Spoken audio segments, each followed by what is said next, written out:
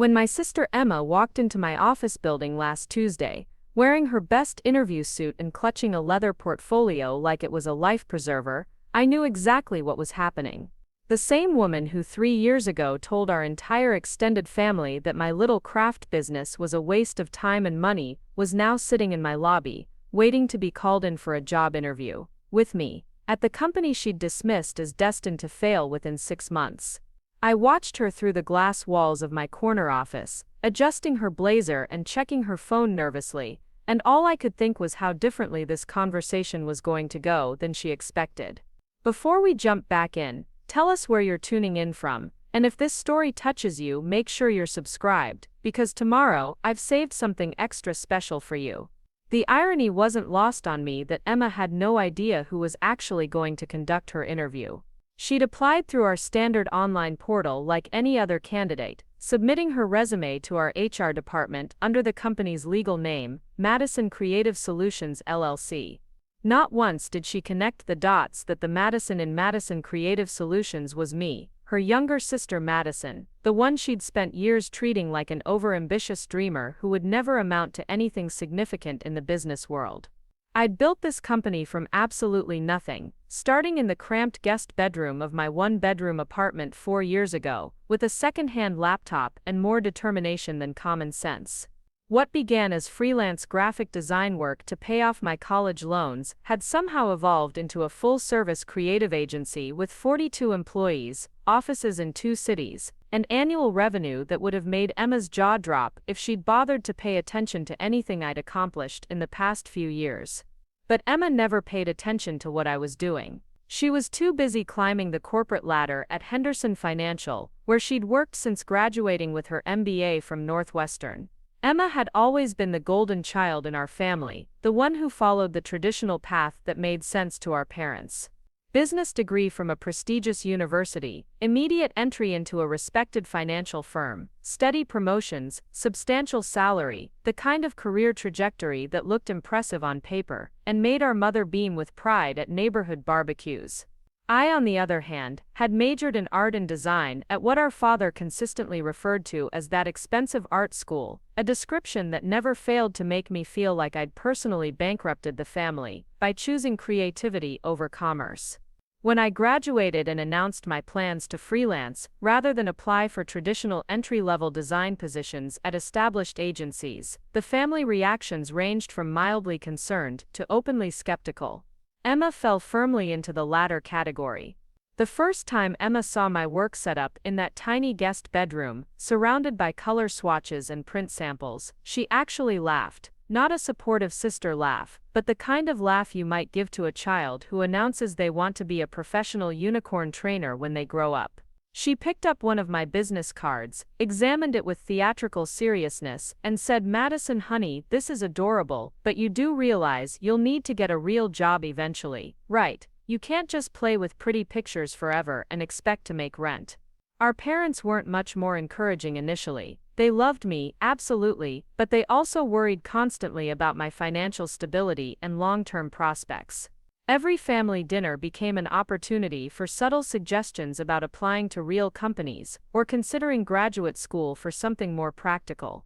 My mother would forward me job listings from Indeed, with subject lines like "Thought you might find this interesting." The listings were always for receptionist positions or administrative roles at accounting firms, jobs that had nothing to do with my skills or interests, but offered the security of steady paychecks and health insurance.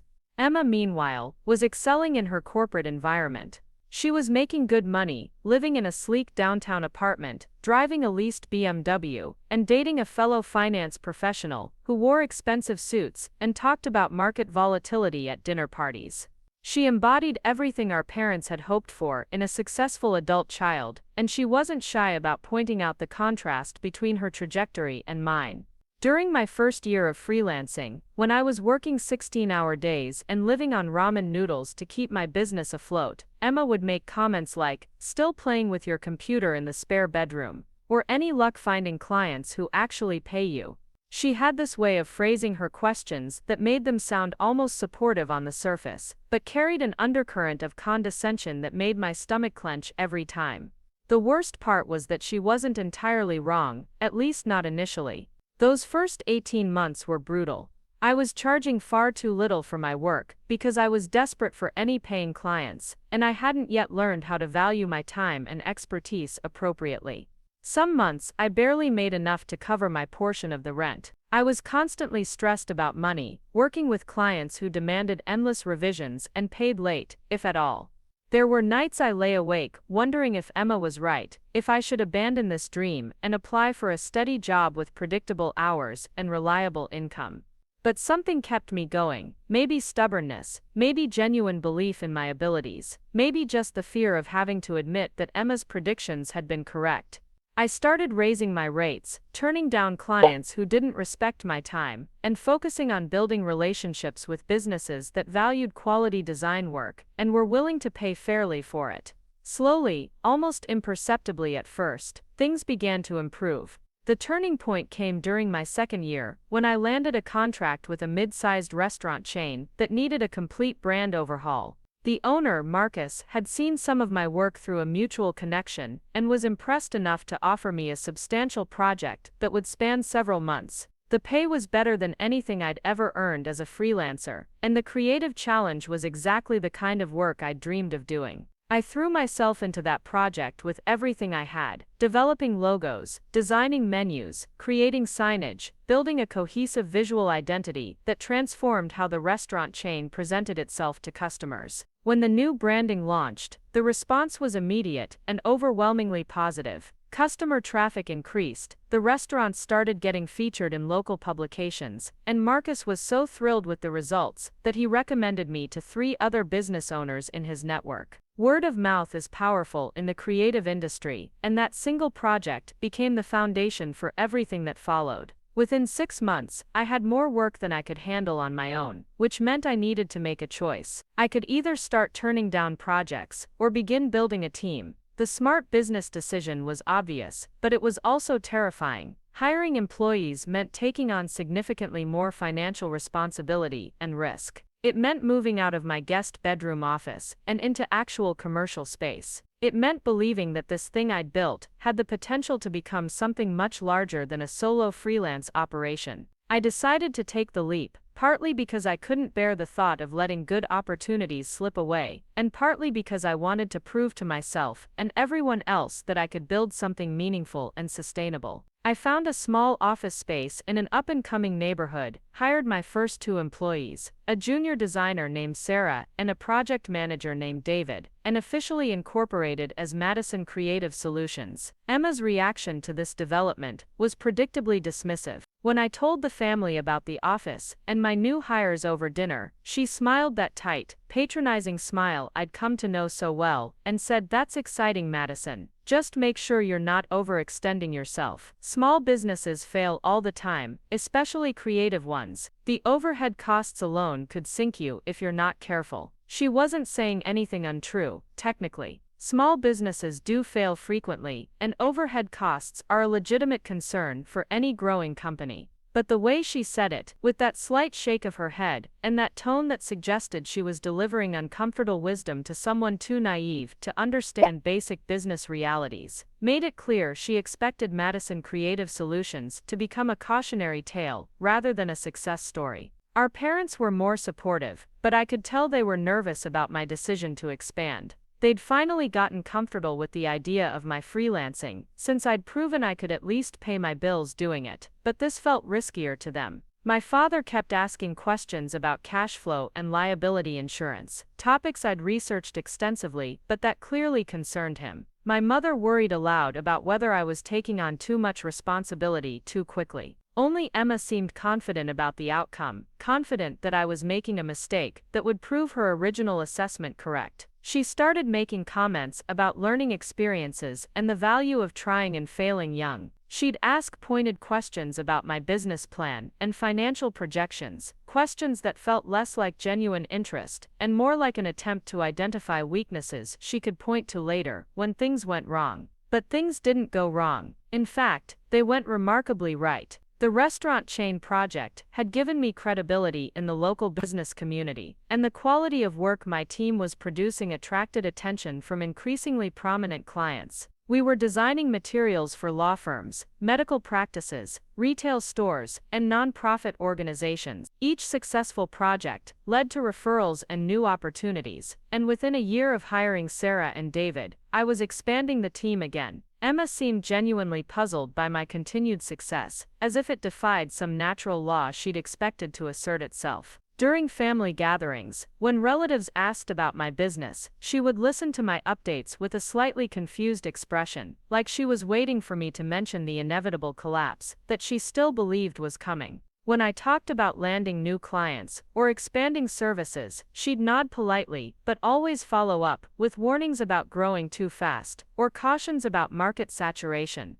The third year was when everything really accelerated. We'd outgrown our original office space and moved into a larger building that could accommodate our growing team. I'd hired specialists in different areas: web developers, marketing strategists, copywriters, account managers, building out capabilities that allowed us to offer comprehensive creative services rather than just graphic design. Our client roster had expanded beyond the local market to include regional and even national accounts. More importantly, we were doing work that mattered to me, projects that made a real difference for our clients' businesses and communities. We'd helped a struggling nonprofit rebrand and increase their donation rate by 40%. We'd designed the visual identity for a tech startup that went on to secure major venture capital funding. We'd worked with a local school district to create educational materials that made learning more engaging for elementary students. I was proud of what we'd built, proud of the team I'd assembled, proud of the reputation we'd earned in the industry.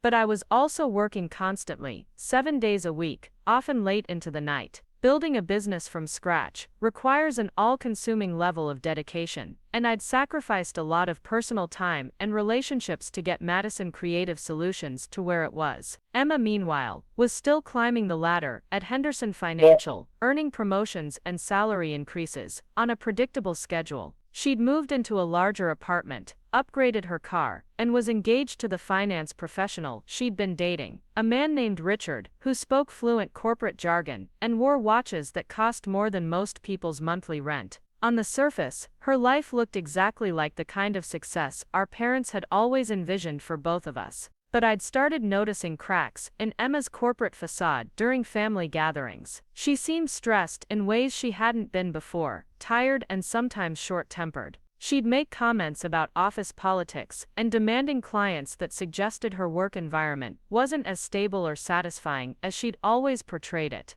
When I asked her directly about whether she was happy at Henderson, she'd deflect with jokes about the stress being worth it for the salary, or change the subject to ask about my little business. The cracks became more visible during the company holiday party my mother hosted that December. Emma had clearly been drinking more than usual, and as the evening progressed, her usual composed demeanor started slipping. She cornered me in the kitchen while I was helping clean up and started asking detailed questions about my revenue and profit margins, questions that seemed to come from genuine curiosity rather than her usual skeptical interrogation. When I mentioned that we'd had our best quarter ever and were on track to hit 7 figures in annual revenue within the next year, Emma went quiet for a long moment. Then she asked, "Do you ever regret not taking a more traditional path? Don't you think you'd be further along by now if you'd gotten a corporate job after college?" It was such an odd question, especially coming from someone who'd spent 3 years predicting my business would fail, that I wasn't sure how to respond. "Further along toward what?" I asked. "I love what I do, I'm working with incredible people, and we're growing every year. I can't imagine being further along than that." Emma nodded, but something in her expression suggested she wasn't entirely convinced by her own question. "I just meant financially," she said, "and in terms of security, corporate benefits, retirement planning, that kind of thing. I have all of that now," I pointed out, "better health insurance than I've ever had, actually, and I'm contributing more to retirement than I ever could have as someone else's employee. Plus, I get to make decisions about the direction of my career, instead of hoping someone else will promote me." She looked genuinely surprised by this information, as if the idea that successful small businesses could provide financial security and benefits had never occurred to her. But what if something happens? What if you lose a major client, or the economy tanks, or your industry changes? What if Henderson decides to downsize and eliminates your position? I countered gently, "No job is completely secure, corporate or entrepreneurial. At least, this way, I have some control over my fate, instead of leaving it entirely in someone else's hands." Emma didn't have a good answer for that, and the conversation drifted to other topics, but I could tell she was thinking about what I'd said. Over the following months, she started asking more questions about my business, not the pointed, skeptical questions she'd asked before, but genuine inquiries about how I'd built the team, managed growth, handled difficult clients. She seemed particularly interested in our company culture and the relationships I'd developed with employees and clients. I was happy to share information, partly because I was proud of what we'd accomplished, but also because it felt like the first time Emma was showing real interest in my work, rather than waiting for it to fail. She asked about our hiring process, our project management systems, our approach to client relationships. She wanted to know how I'd transitioned from solo freelancer to managing a team of specialists, how I'd learned to delegate responsibilities and trust other people with important aspects of the business. Preparing and narrating this story took us a lot of time, so if you are enjoying it, subscribe to our channel. It means a lot to us. Now back to the story. What I didn't realize at the time was that Emma's questions weren't just academic curiosity, they were research. She was facing her own professional crisis, one she hadn't shared with the family and certainly hadn't discussed with me. Henderson Financial was going through a major restructuring that would eliminate several positions in her department. The company had been acquired by a larger firm, and the new owners were consolidating operations to reduce costs and eliminate redundancies.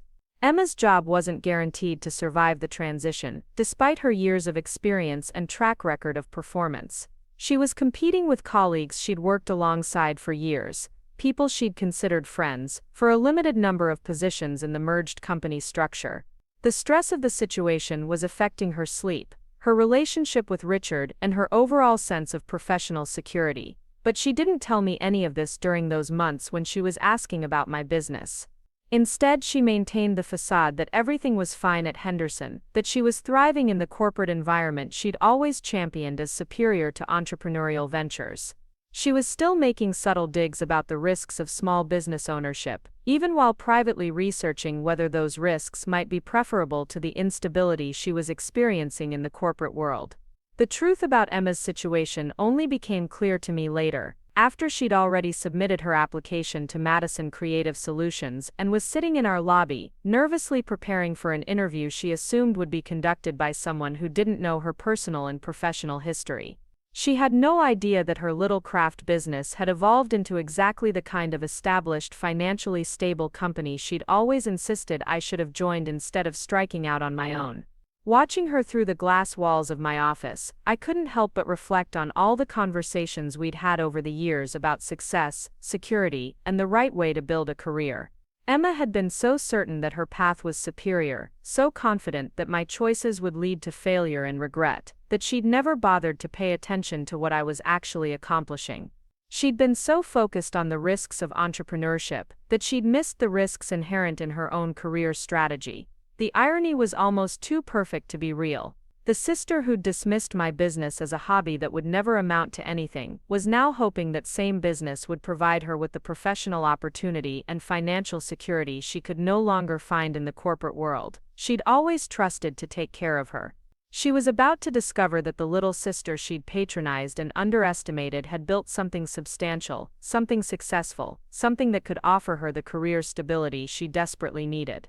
I'd worked so hard for so many years to prove that Emma's predictions about my failure were wrong, to demonstrate that creative entrepreneurship could be just as successful and secure as traditional corporate employment. But I'd never imagined that the proof would come in the form of Emma herself, sitting in my lobby, hoping to join the team at the company she'd once expected to fail within 6 months. The receptionist's voice came through my office intercom, letting me know that Emma Mitchell was ready for her interview. I took a deep breath, straightened my blazer, and walked toward the conference room where my sister was waiting to meet her potential new boss, having no idea that her potential new boss was the same person whose business dreams she'd spent years dismissing as unrealistic and naive. This was going to be the most interesting job interview I'd ever conducted, and I had a feeling it was going to be just as enlightening for Emma as it was going to be satisfying for me. 3 years of condescending comments and predictions of failure were about to meet the reality of what determination, hard work, and belief in yourself could actually accomplish, even when the people closest to you expected you to fail. I opened the conference room door and watched Emma's face cycle through confusion, shock, and something that might have been horror as she realized who was walking in to conduct her interview. She'd been sitting with perfect posture, hands folded professionally in her lap, resume and portfolio arranged neatly on the table in front of her. The moment she saw me, her carefully constructed interview demeanor crumbled like a house of cards in a windstorm. "Madison?" Her voice came out as barely a whisper, and I could see her mind racing to process what was happening. "What are you doing here? Are you interviewing for the same position?" I closed the door behind me and took the seat across from her, placing her resume and application materials in front of me with deliberate ceremony. "Actually, Emma, I'm here to interview you. I'm the creative director at Madison Creative Solutions. This is my company." The silence that followed was so complete, I could hear the hum of the air conditioning system and the distant sound of keyboards clicking in the outer office. Emma's eyes moved from my face to the nameplate on the table that read Madison Chen, creative director and founder, then back to my face, then to the company logo on the wall behind me, as if she needed multiple confirmation points to accept what she was seeing. "Your company," she repeated slowly, like she was testing the words to see if they made sense in her mouth. "This is your company. Madison Creative Solutions is your company." "It is." I kept my voice professional, neutral, the same tone I used with any interview candidate. "I founded it 4 years ago, and we've grown to 42 employees across 2 office locations. I understand you're interested in our senior account manager position." Emma's mouth opened and closed several times without any sound coming out. I could practically see her brain struggling to reconcile the reality in front of her with everything she'd believed about my career trajectory for the past 4 years. The successful business she'd applied to work for, the impressive office space, the professional team she'd interacted with while scheduling this interview, all of it belonged to the sister whose work she'd consistently dismissed as playing with pretty pictures. "I had no idea," she finally managed. "The company name, I didn't connect it to you. I thought Madison was just a coincidence, or maybe someone with the same first name. It's my full legal name on all the business documents," I said mildly. "Madison Elizabeth Chen, same as it's always been." She flinched slightly at that, probably realizing how little attention she'd been paying to the details of my life and work over the years. If she'd ever bothered to ask about the specifics of my business, she would have known the company name, would have made the connection immediately when she saw the job posting. "This is awkward," Emma said, attempting a laugh that came out strained and uncertain. "I mean, obviously I can't interview for a position at your company. This whole situation is just too weird. Why can't you?" I asked, genuinely curious about her reasoning. "You submitted an application because you're interested in the position and believe you're qualified for it. My being your sister doesn't change your qualifications or your interest level." Emma shifted uncomfortably in her chair, clearly struggling with the power dynamic shift that had just occurred. For the first time in our adult relationship, I was the one in the position of authority, the one making decisions that would affect her future. She was the one asking for something, hoping to be chosen, needing approval from someone she'd spent years treating as professionally inferior. "It's just that this changes everything," she said. "I can't work for my little sister. People would think I couldn't make it on my own, that I needed family connections to get a job." The phrase little sister hung in the air between us, loaded with all the condescension and dismissal it had carried throughout our lives. But in this context, sitting in the conference room of the company I'd built from nothing, it sounded different. It sounded small and petty, and completely disconnected from reality. "Emma," I said carefully, "you applied for this position because you needed a job. You researched our company, liked what you saw, and thought your skills would be a good fit. None of that has changed. The only thing that's different is that you now know who owns the company you wanted to work for." She looked down at her hands, and I could see her wrestling with emotions I couldn't quite identify. Pride, certainly. Embarrassment, definitely. But there was something else there, something that looked almost like grief. "I was so awful to you," she said quietly, not looking up. "All those years, all those comments about your business not being real, about you needing to get a proper job. And you built this whole company, this successful professional operation, and I had no idea. I waited for her to continue, sensing there was more she needed to say. When I saw the job posting, I was so impressed by everything I read about Madison Creative Solutions. The client list, the company culture, the growth trajectory, everything sounded like exactly the kind of place I'd want to work. I spent hours researching the company, reading testimonials, looking at case studies. I was genuinely excited about the possibility of joining this team. She finally looked up at me, and I could see tears forming in her eyes. And it was yours the whole time, everything I was admiring, everything that made me want to work here, you built it. You, the sister I kept telling to get a real job, built something more impressive than anything I've ever been part of. The admission seemed to deflate her, and she slumped back in her chair like confessing had taken all her energy. Why didn't you tell me? She asked. Why didn't you ever correct me when I was being so dismissive about your work? It was a fair question, one I'd been asking myself since I'd seen her name on the application. At first I kept waiting for you to ask, I said.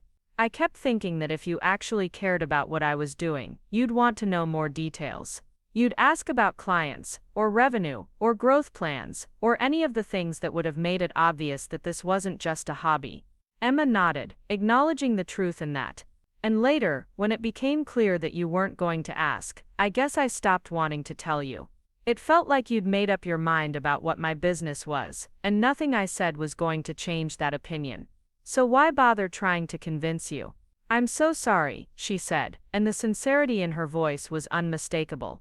I was completely wrong about everything, and I was a terrible sister. I don't know why you'd even consider hiring me after the way I've treated your work. I'd been dreading this moment and looking forward to it in equal measure for the past week, ever since I'd seen her application come through our system. Part of me had imagined a scenario where I could gloat, where I could remind her of every dismissive comment and patronizing prediction she'd made over the years. I'd fantasized about the satisfaction of proving her wrong, of demonstrating just how badly she'd misjudged my capabilities and potential. But sitting across from her now, watching her genuine distress and remorse, I found that the satisfaction I'd expected wasn't there. Instead, I felt something closer to sadness. Sadness for all the years we'd spent with this barrier between us. Sadness for the relationship we might have had if she'd been able to see past her own assumptions and biases. Emma, I said, leaning forward slightly, I'm not interested in relitigating the past, or making you feel worse than you already do. What I'm interested in is whether you're genuinely qualified for this position, and whether you'd be a good fit for our team. She looked surprised by this response, as if she'd expected me to either reject her outright, or lecture her about her past behavior. So you're willing to consider me for the job? Actually consider me, not just go through the motions because I'm your sister. I'm willing to conduct a real interview, I said. The same kind of thorough evaluation I'd give any candidate. If you're qualified, and if I think you'd contribute positively to our company culture, then yes, I'd consider hiring you. But I need you to understand that this wouldn't be a family favor. This would be a professional relationship with professional expectations. Emma straightened in her chair, some of her composure returning. I understand. I want a real interview. I want to earn this position, not have it handed to me. All right then, I said, opening her resume. Let's start with your experience at Henderson Financial.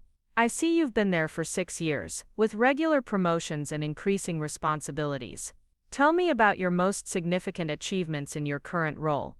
What followed was the most honest conversation Emma and I had ever had about work and career aspirations.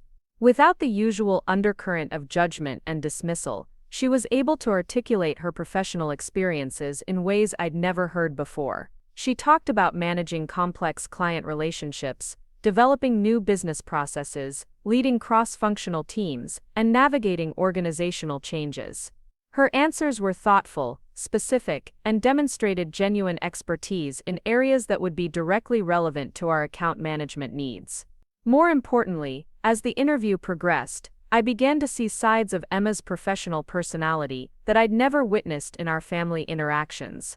She was strategic in her thinking, collaborative in her approach to problem solving, and surprisingly insightful about client psychology and relationship management. The skills she'd developed in financial services would translate well to creative services, and her experience with high-pressure, deadline-driven environments would be valuable for managing our more demanding client accounts. "Why are you leaving Henderson?" I asked, curious to hear her version of what I suspected was happening in her current workplace. Emma hesitated for a moment, and I could see her debating how much to reveal. "Honestly, the company was acquired 6 months ago, and there's been a lot of uncertainty about staffing and organizational structure. My position might survive the merger, but it might not, and I realized I don't want to wait around to find out. I want to be somewhere I can contribute to growth, rather than just trying to survive restructuring." It was a diplomatic answer, but I sensed there was more to the story. "What attracted you to our company specifically? What made Madison Creative Solutions stand out among other potential opportunities?" This question seemed to energize her, and her whole demeanor became more animated. "Everything about your company culture and approach to client relationships resonated with me," she said. "I've been reading testimonials from clients and employees, and there's this consistent theme of collaboration, innovation, and genuine care for outcomes that goes beyond just completing projects. In financial services, client relationships are often transactional, focused on products and numbers. But what you've built here seems to be about understanding what clients really need and creating solutions that make a meaningful difference for their businesses." She paused, collecting her thoughts. "I also love that you're a company that takes creative risks, that you're not just executing the same formula over and over. I've been in environments where innovation is discouraged, where the focus is on minimizing risk, rather than maximizing potential. I want to be part of something that's growing, something that's pushing boundaries and trying new approaches." Her enthusiasm was genuine and infectious, and I found myself getting excited about the possibility of having someone with her skills and perspective on our team. But I also needed to address the elephant in the room. "Emma, if I were to offer you this position, how would you handle the fact that I'm your boss? How would you navigate the family dynamic in a professional context?"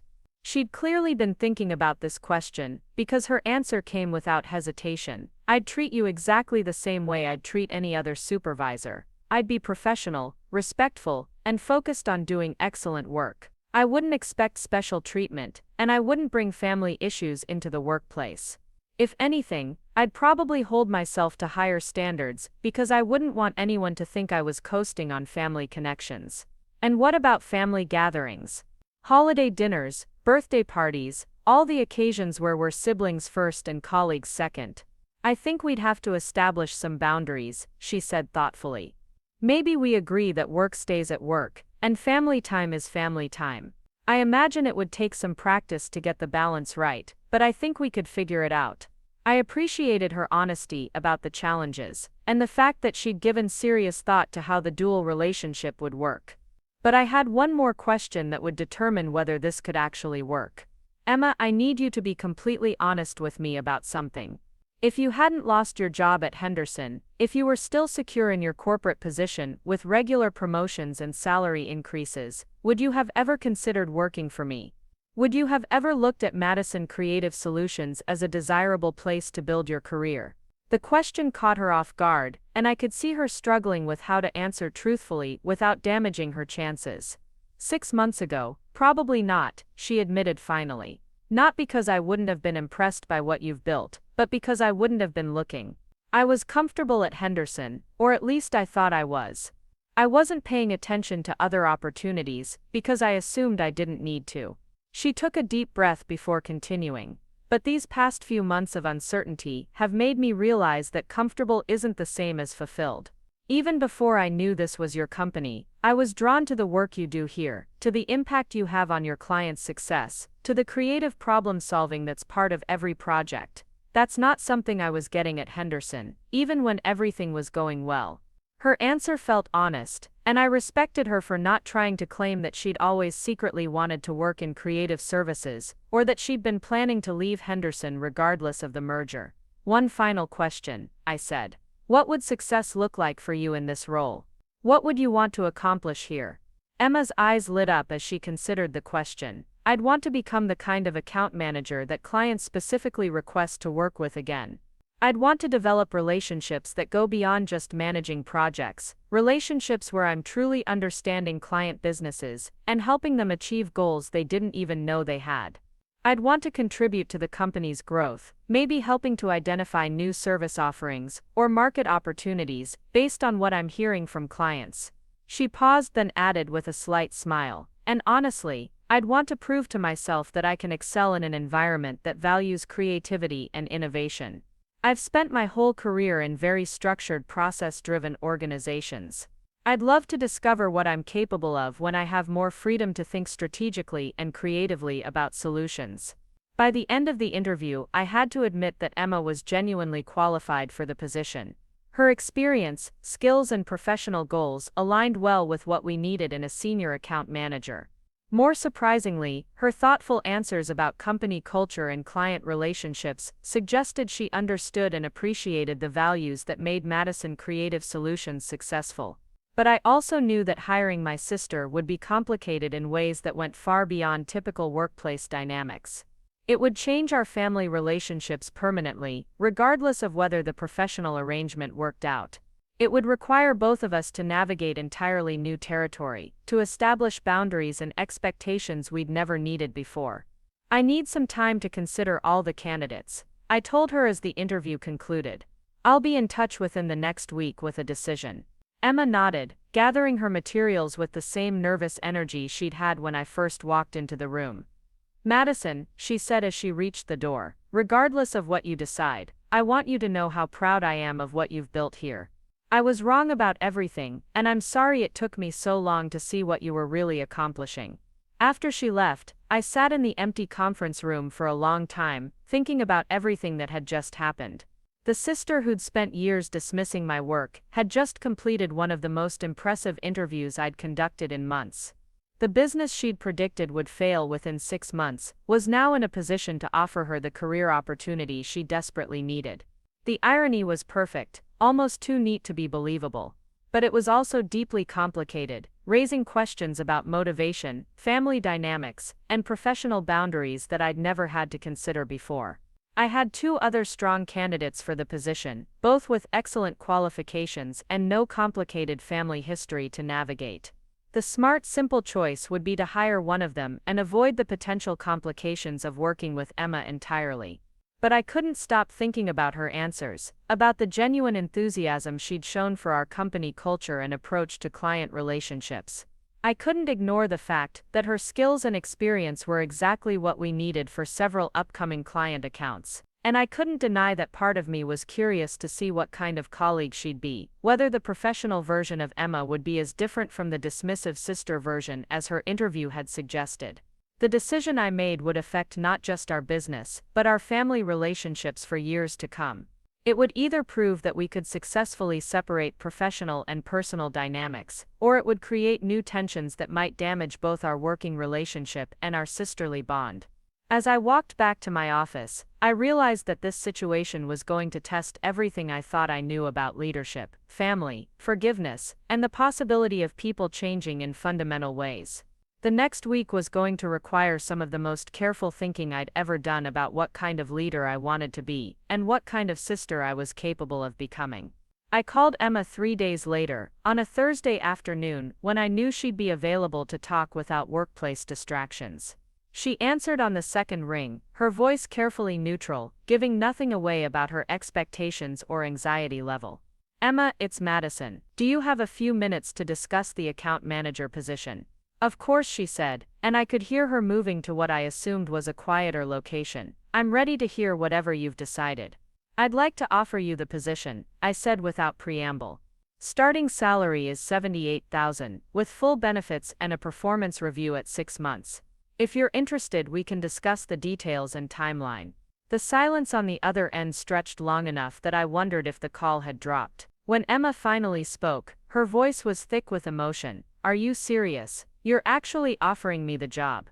I'm serious, you were the strongest candidate, and I think you'll bring valuable skills to our team. But Emma, I need you to understand that this offer comes with conditions that wouldn't apply to other employees. What kind of conditions? I'd spent considerable time thinking about this conversation, knowing that the success or failure of this arrangement would depend largely on the expectations we established from the beginning. First, at work, I'm Madison, not your sister. You report to me as your supervisor, and I expect the same level of professionalism you'd show any other boss. Second, family issues stay out of the office entirely. If we have a disagreement at Sunday dinner, it doesn't affect Monday morning meetings. Third, you get no special treatment, but you also don't get held to different standards. You succeed or fail based on your work performance, period. I understand completely, Emma said immediately. Those boundaries make perfect sense, and I agree to all of them. There's one more thing, I continued. I'm going to tell the team that we're related, because trying to hide it would be weird and counterproductive.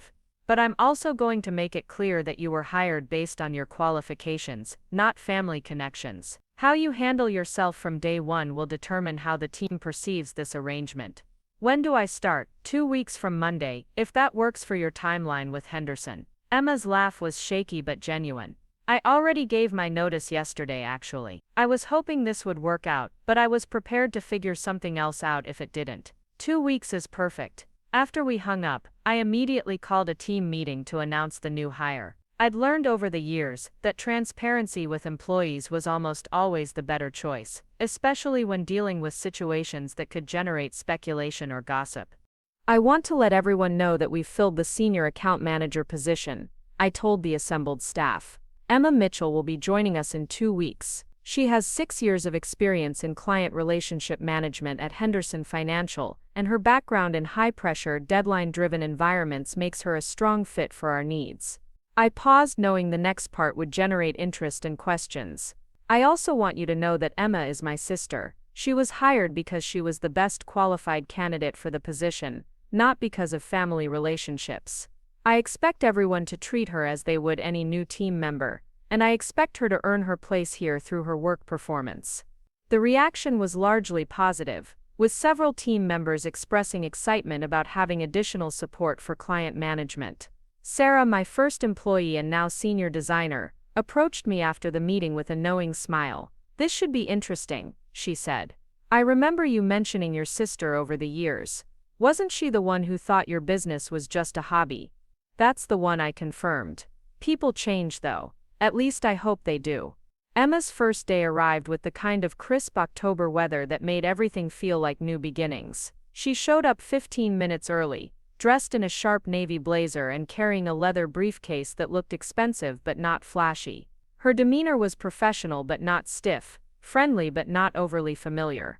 I introduced her to the team during the morning staff meeting, and I could see her taking mental notes about everyone's roles and personalities. She asked thoughtful questions about current projects and company processes, demonstrating the kind of curiosity and engagement I hope to see from any new employee.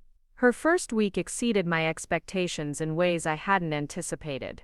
Emma threw herself into learning our systems and understanding our client relationships with an intensity that impressed everyone around her. She stayed late to review past project files, asked detailed questions about client history and preferences, and quickly identified opportunities to improve our account management processes.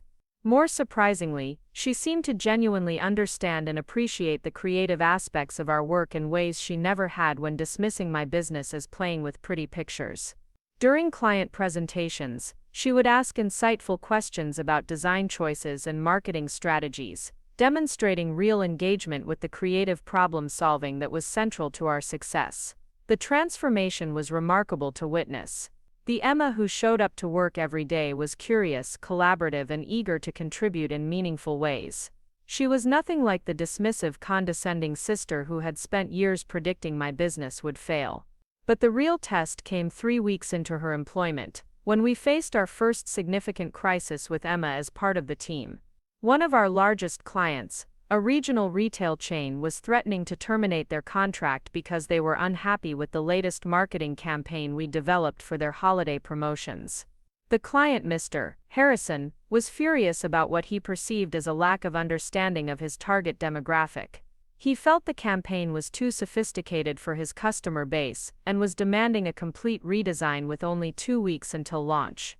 The account was worth over $200,000 annually, and losing it would be a significant blow to our revenue and reputation. I was in back-to-back client meetings when the crisis erupted, so Emma took the initial call from Harrison. When I finally had a chance to debrief with her, I expected to find her rattled by her first major client emergency. Instead, she was calm, focused, and already developing a strategy for salvaging the relationship. "He's not wrong about the demographic disconnect," she told me. "I've been reviewing their customer data and previous campaign performance, and there is a gap between what we created and what historically works for their audience. But he's also panicking because his timeline is tight and he's afraid of losing holiday sales." Emma had already scheduled a face-to-face meeting with Harrison for the following morning, and had begun working with our creative team to develop alternative concepts that would better align with his customer base, while maintaining the quality standards that defined our work. "I think we can save this," she said, "but it's going to require us to acknowledge that we missed the mark initially, and we're going to need to turn around a completely new campaign concept in record time." The meeting with Harrison was tense, but Emma handled it masterfully. She took responsibility for the communication breakdown that had led to the misaligned campaign, presented a clear plan for addressing his concerns, and negotiated a timeline that gave us just enough room to create something better while still meeting his launch deadline. Watching her navigate that crisis, I realized that hiring Emma hadn't just been the right decision for our business needs. It had also given me the opportunity to see sides of her professional capabilities that I'd never witnessed in our family interactions. She was strategic, diplomatic, and unflappable under pressure in ways that made her invaluable during difficult client situations. The holiday campaign we redesigned for Harrison's retail chain ended up being one of our most successful projects of the year. The revised concept generated a 25% increase in holiday sales compared to the previous year, and Harrison was so impressed with both the results and Emma's management of the crisis that he recommended us to 3 other retailers in his network. But the real victory wasn't the business success. It was the moment when Emma stopped by my office after Harrison had called to thank us for the exceptional work and to discuss expanding our contract for the following year. "I just wanted to say thank you," she said, settling into the chair across from my desk.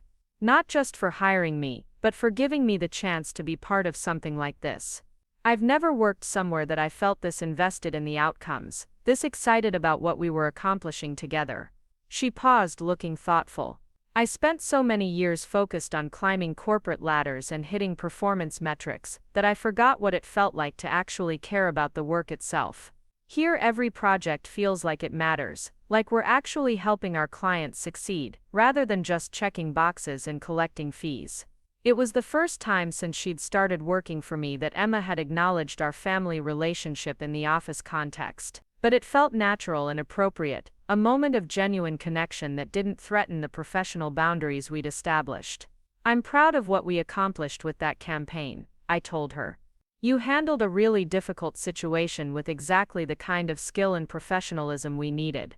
I learned from watching you," she said with a smile. "All those years when I thought you were just playing around with design projects, you were actually building something incredible. I'm sorry it took me so long to see it." The months that followed established a rhythm that worked better than I had dared to hope. At family gatherings, Emma and I were sisters first, sharing inside jokes about our parents and catching up on each other's personal lives. At work we were colleagues who happened to be related, focused on client needs and company goals, with the kind of professional respect that made our personal relationship irrelevant to the business environment. Emma's success in her role exceeded everyone's expectations, including my own. Within 6 months, she had increased client retention by 15%, landed 2 major new accounts through her networking connections, and developed a client onboarding process that significantly improved our project efficiency. Her performance review was outstanding, and I was able to give her both a salary increase and expanded responsibilities without anyone questioning whether family favoritism was involved. But perhaps the most significant change was in our relationship outside of work. For the first time in our adult lives, Emma and I had a foundation of mutual respect and understanding that allowed us to connect as equals, rather than falling into the old patterns of condescension and defensiveness that had defined our interactions for so many years. During one family dinner, our mother commented on how much our relationship had improved, noting that we seemed to actually enjoy each other's company, rather than just tolerating each other out of familial obligation. "It's amazing what happens when you stop trying to prove who's right and start focusing on what works," Emma said, glancing at me with a meaningful look. The irony of the situation wasn't lost on either of us. The sister who had spent years dismissing my business as destined for failure had not only found career success within that same business, but had also discovered professional fulfillment in ways she'd never experienced in her corporate environment.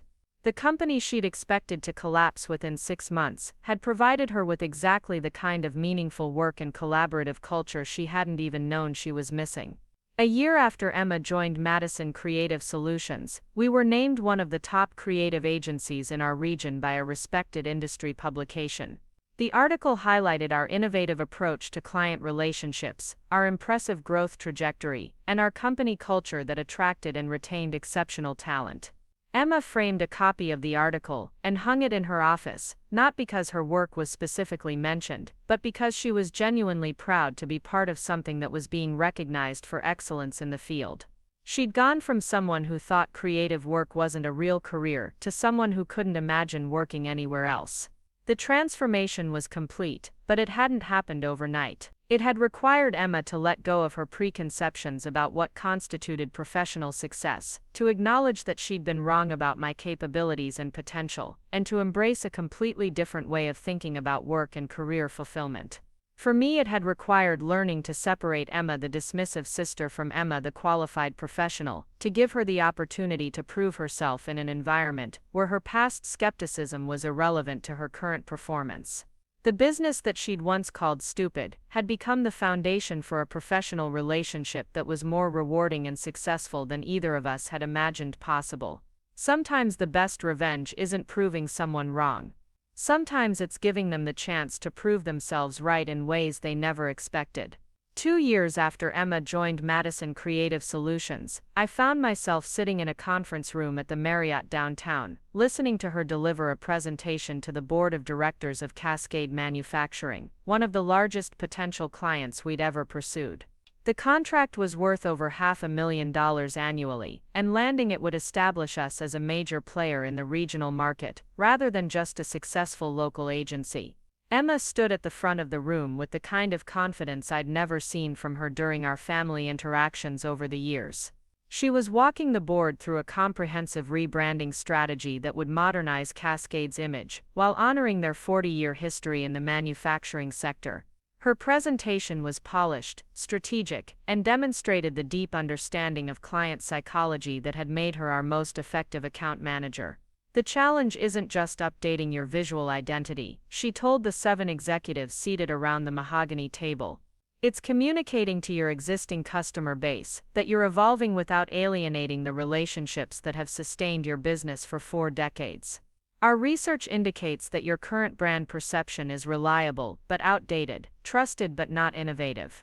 She clicked to the next slide, which showed a side-by-side comparison of Cascade's current marketing materials and the conceptual designs our team had developed. What we're proposing is a phased approach that modernizes your brand gradually, allowing your customers to adjust to the changes while attracting new demographics who currently see manufacturing as an old-fashioned industry. The goal is to position Cascade as both established and forward-thinking, traditional and cutting-edge. The board members were asking detailed questions about implementation timelines, budget allocation, and measurable outcomes, questions that Emma answered with specificity and confidence. She'd spent weeks preparing for this presentation, working with every department in our company to develop a proposal that addressed not just creative needs, but strategic business objectives. Watching her command that room, I felt a mixture of professional pride and personal amazement. This was the same person who had once told our parents that my business was destined to fail because creative work wasn't a sustainable career path. Now she was representing that same creative business in front of executives who controlled budgets larger than most companies' annual revenue. The presentation lasted 90 minutes, including questions and discussion. When it concluded, the board chair, Mrs. Patterson, shook Emma's hand and told her it was one of the most thorough and thoughtful proposals they'd received in their search process. "We'll be making our decision within the week," Patterson said. "But I want you to know that your understanding of our industry challenges and your strategic approach to addressing them has been impressive." As we packed up our materials and prepared to leave, Emma was practically vibrating with excitement, though she maintained her professional composure until we reached the parking lot.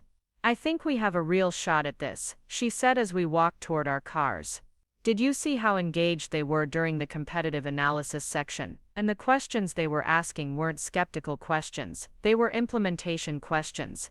You did an incredible job in there," I told her. "That presentation was flawless, and you handled their questions better than I've ever seen anyone manage a boardroom." Emma stopped walking and turned to face me, her expression suddenly serious. "Madison, I need to tell you something that I've been thinking about for weeks, especially while preparing for this presentation. Working here, being part of what you've built, it's changed my entire understanding of what professional success actually means." I waited for her to continue, curious about where this conversation was heading. "At Henderson, I was successful according to traditional metrics. I made good money, got regular promotions, had impressive titles and benefits. But I never felt like I was contributing to something meaningful. I was managing other people's money, helping rich people get richer, following processes that someone else had designed." She gestured toward the building we'd just left. "In there, presenting our strategy to those executives, I felt like I was offering something valuable, something that could genuinely improve their business and help them achieve goals that mattered to them. That feeling, that sense of purpose and impact, I never had that in corporate finance." Emma's voice was getting emotional, and I could see her struggling to articulate something important. "I spent so many years dismissing what you were doing because it didn't fit my narrow definition of serious business. I thought success meant stability, predictable income, corporate hierarchies, and traditional career advancement. I never considered that success could mean building something from nothing, creating value for clients, or finding work that you're genuinely passionate about." She paused, collecting her thoughts. "You didn't just prove me wrong about your business, Madison. You showed me an entirely different way of thinking about work and career, and what it means to be successful. I'm a better professional now than I ever was at Henderson, not because I'm making more money or have a fancier title, but because I actually care about the outcomes." The conversation was touching on something I'd been thinking about as well, the unexpected ways our professional relationship had evolved beyond just Emma finding a job at my company. "Emma, can I ask you something honestly? Do you ever miss the corporate environment? The structure, the clear advancement paths, the financial predictability?" She considered the question seriously before answering. "Sometimes I miss the simplicity of it," she said. "There was something comfortable about knowing exactly what was expected, what the next promotion would require, what the salary progression would look like. But I don't miss feeling like my work didn't matter, like I was just a cog in someone else's machine." Emma looked back toward the Marriott, where we'd just spent the morning presenting to executives who could change the trajectory of our business. "What I've learned working with you is that there's a different kind of security in building something meaningful, in developing skills that create real value, in being part of a team that's growing and innovating, rather than just maintaining existing systems." 3 days later, Mrs. Patterson called to tell us that Cascade Manufacturing had chosen Madison Creative Solutions for their rebranding project. The contract was even larger than we'd initially discussed, because they'd decided to expand the scope to include digital marketing and ongoing creative support beyond the initial rebrand. The celebration at our office was immediate and enthusiastic. Landing Cascade meant we could hire additional staff, expand our service offerings, and compete for even larger contracts in the future. It was a milestone that would be remembered as the moment Madison Creative Solutions transitioned from a successful local agency to a regional industry leader. But for me, the real significance of winning Cascade wasn't just the business implications. It was watching Emma lead that presentation, seeing her expertise and passion shine in ways that had nothing to do with our family relationship and everything to do with the professional she'd become. The success also created an opportunity for a conversation I'd been wanting to have with Emma about the future, both for her career and for our company. "I've been thinking about expanding into a second office location," I told her during our weekly one-on-one meeting the following week. "The Cascade contract gives us the financial foundation to take that kind of risk, and I think there's demand for our services in the Portland market." Emma's eyes lit up with interest. "That's exciting. What would the timeline look like for something like that?" "Probably 18 to 24 months for planning and execution, but here's what I wanted to discuss with you specifically. I think the Portland office should have its own general manager, someone who can oversee operations while still being connected to our overall company culture and strategic direction. I could see Emma processing where this conversation was heading. I'd like you to consider taking on that role, I continued. It would mean relocating to Portland, managing a team of probably 12 to 15 people initially, and essentially running a satellite office with significant autonomy. The offer was substantial, representing not just career advancement for Emma, but recognition of how much her contributions had meant to our company's growth and success. "You're serious?" she asked. "You want me to manage an entire office location?" "I'm completely serious. You've proven over the past 2 years that you understand our business model, our client needs, and our company culture better than almost anyone. You've also shown that you can lead client relationships at the highest level and manage complex projects with multiple stakeholders." Emma was quiet for several moments, and I could see her thinking through the implications and possibilities. "What about our working relationship? How would that change if I'm managing an office in a different city?" It was a thoughtful question that demonstrated how carefully she'd been considering the balance between our professional and personal relationships. "You'd have much more independence and decision-making authority," I said. "We'd probably talk once or twice a week about high-level strategic issues, but the day-to-day management would be entirely yours. In many ways it would be like running your own company, just with the support and resources of Madison Creative Solutions behind you." The opportunity represented everything Emma had discovered she wanted in her professional life. Leadership responsibilities, creative challenges, the chance to build something meaningful, and the autonomy to make strategic decisions that would directly impact business outcomes. "Can I have some time to think about it?" she asked. "It's an incredible opportunity, but relocating and taking on that level of responsibility is a big decision." "Of course, take whatever time you need." That evening, Emma called me at home, something she rarely did because we'd been careful to maintain boundaries between work and family time. "I wanted to talk about the Portland opportunity away from the office," she said. "Is now a good time?" "Absolutely. What are you thinking?" "I'm excited about the possibility, but I'm also nervous about whether I'm ready for that level of leadership responsibility. Managing individual client relationships is one thing, but overseeing an entire office operation, hiring and managing staff, developing new business in an unfamiliar market, that's a completely different challenge." Her concerns were legitimate and showed the kind of thoughtful self-assessment I'd come to appreciate about her professional approach.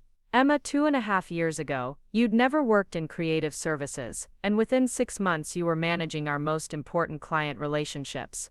A year ago, you'd never presented to a corporate board, and last week you delivered one of the best client presentations I've ever witnessed." I paused, wanting to make sure she understood my confidence in her abilities. "You've consistently exceeded expectations because you're willing to learn, you care about outcomes, and you understand how to build relationships with clients and colleagues. Those are exactly the qualities that make someone successful in leadership roles." Emma was quiet for a moment, and when she spoke again, her voice was thoughtful. "You know what's funny? 3 years ago, if someone had offered me a general manager position at any company, I would have been thrilled but not surprised. I expected that kind of career advancement as a natural progression from my MBA and corporate experience." She laughed softly. "But being offered the chance to lead an office for Madison Creative Solutions feels so much more meaningful because I know what we do here actually matters. I know our clients genuinely benefit from our work, and I know our employees are engaged and excited about what they're contributing to." Emma took a deep breath before continuing. "I want to do it, Madison. I want to take on the Portland office. But I also want to make sure we're both clear that this isn't about family favoritism. I want to earn this opportunity the same way I've tried to earn everything else since I started working here." "You have earned it," I assured her. "This offer is based entirely on your performance, your leadership potential, and my confidence in your ability to represent our company culture and values in a new market." The conversation continued for another 30 minutes, covering logistics, timelines, and expectations. By the end of the call, Emma had accepted the position, and we were both excited about what the Portland expansion could mean for the future of Madison Creative Solutions. 6 months later, I stood in the lobby of our new Portland office, watching Emma address a room full of local business leaders at our grand opening reception. She was describing our company's approach to creative problem-solving and client relationships with the kind of passion and expertise that made it clear she wasn't just representing our brand, she was embodying it. Madison Creative Solutions believes that great design isn't just about making things look beautiful, she told the assembled guests. It's about understanding our clients' challenges so deeply that we can create solutions they didn't even know were possible. The Portland office had exceeded our projections for client acquisition and revenue generation in its first quarter of operation. Emma had assembled a talented team of local professionals and had already landed 3 significant contracts that established our presence in the market. But watching her that night, I realized the most remarkable transformation wasn't the success of our business expansion. It was seeing Emma fully embrace a career path she'd once dismissed, discovering professional fulfillment in an industry she'd never understood, and becoming a leader who inspired the same kind of passion and dedication in her team that had made our original office successful. After the reception, as we were cleaning up and preparing to lock the office, Emma approached me with a small wrapped box. "I wanted to give you something," she said. "A thank you gift, I guess, though that doesn't really capture what I want to express." Inside the box was a simple silver bracelet engraved with the words Madison Creative Solutions, founded 2019. It was elegant and understated, the kind of jewelry I actually wore rather than something that would sit in a drawer. "I had it made by a local artist here in Portland," Emma explained. "I wanted you to have something that represented not just the business you built, but the opportunity you gave me to be part of something I never knew I wanted." I was genuinely touched by the gesture, but even more moved by what it represented about how our relationship had evolved. "Emma, you didn't just become part of what I built, you helped make it better, bigger, more successful than it ever would have been without your contributions." She hugged me then, not the polite professional embrace we might have shared at a work function, but the kind of warm, genuine hug between sisters who had found a way to respect and appreciate each other's strengths. "You know," Emma said as we walked toward our cars, "I used to think success meant following a predictable path, climbing a corporate ladder, achieving financial security through traditional means.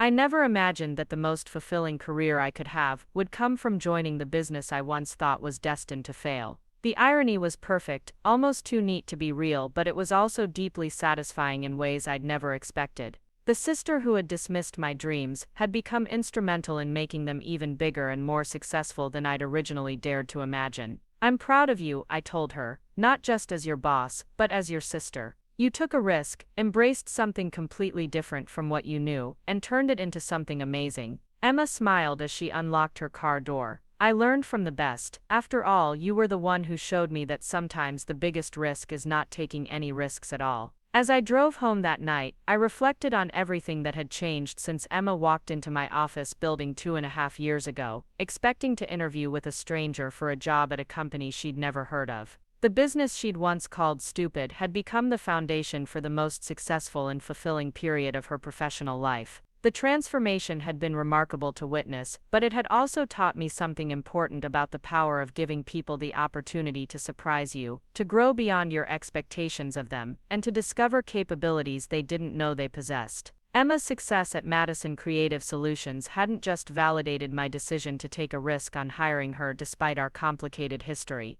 It had also shown me that sometimes the best way to prove someone wrong isn't to exclude them from your success, but to give them the chance to become part of it in ways that benefit everyone involved. The company that had started as my solo freelance operation in a cramped guest bedroom had evolved into a regional creative agency with 2 office locations, over 60 employees, and annual revenue that exceeded anything I'd dreamed of when I first started designing logos for small businesses. But perhaps the most meaningful measure of success wasn't the financial growth or industry recognition. It was the fact that my sister, who had once been so dismissive of my career choices, had discovered her own professional passion and purpose within the business she'd predicted would fail. Sometimes the sweetest victory isn't proving someone wrong, it's giving them the opportunity to discover they were wrong about themselves too. Up next, you've got 2 more standout stories right on your screen. If this one hit the mark, you won't want to pass these up. Just click and check them out.